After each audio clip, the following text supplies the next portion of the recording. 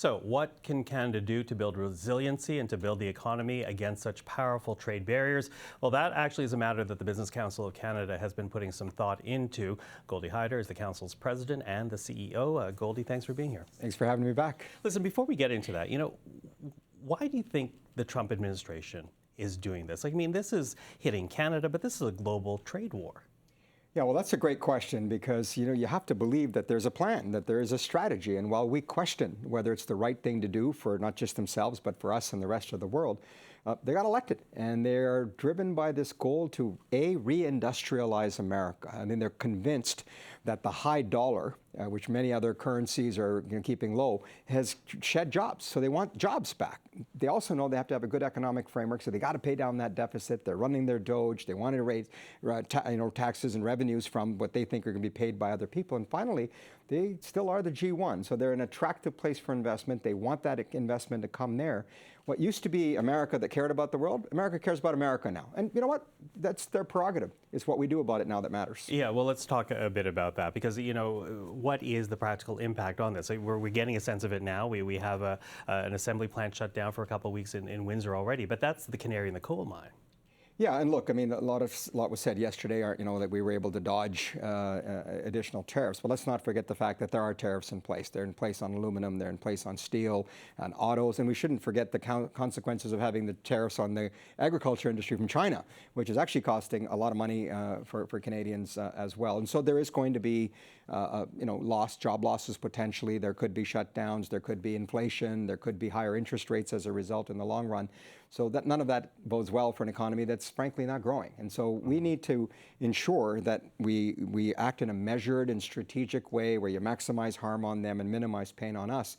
But you also need to use this moment to kind of pivot and to add, if you will. You're not going to leave America. We're going to continue to do business with America. We should stabilize our relationship with a new review and renewal of the USMCA. I still don't think that's off the table. But this is also a wake-up call for Canada. Okay, let's talk about that now, because the Council has created essentially this roadmap to try and meet this moment. And in that roadmap, the Council talks about strengthening Canadian industries, embracing Canada's energy advantage, expanding high-growth sectors.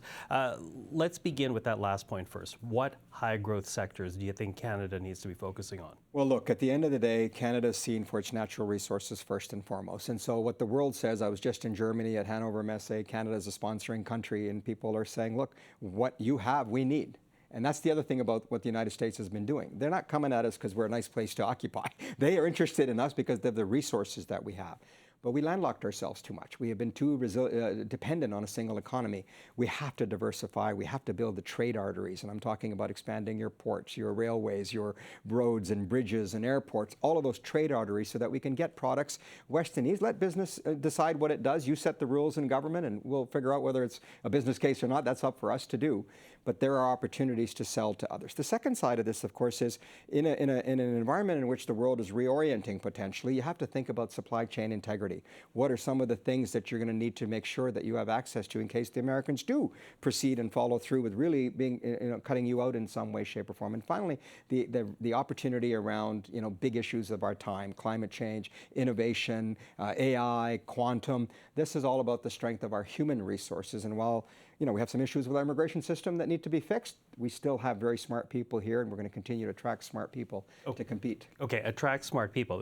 But the government might lay out policies to address things like deep water ports or infrastructure. But ultimately, you need to be able to attract capital to this country. So how do you do that when, as you said, the G1 nation's our neighbor? Yeah.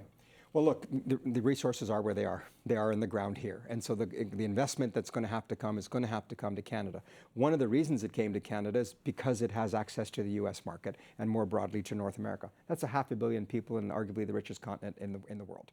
And so you want to preserve that. You want to maintain that. It's why, we've been saying, listen not to what the president says, but pay attention to what he doesn't say. Don't just watch what the president does, watch what he doesn't do. And what I've not seen, and I have no reason to believe so far, is he's saying, I'm going to do away with the USMCA. I don't want any agreements with Canada or Mexico. He's not said that. They are definitely being aggressive with us on a number of things, and some things we are legitimately being called out, like defense. On the other hand, we need to find a way to get all of this off the television sets and into a room where Canadians, Americans, and Mexicans can sit down and figure out how do we preserve what is his deal, a deal he called the greatest of all time. Let's make it even greater by working together. That's the message we're trying to push. Okay, but how do you attract investment? Well, the investment comes from the stability of being able to say we offer stability here. What you're seeing down south is not going to be happening here. We have the resources. We do have the skilled labor. Yes, there's some issues to work out, but we have it. We have 15 trade agreements with 51 countries, so you can become a reliable partner. You can be a resilient partner, and you can deepen your relationships. This is an opportunity for Canada to really play to our strengths. We're a multicultural society here. We have connections all the way back to our respective countries where people have come from. We have trading agreements with many of those countries.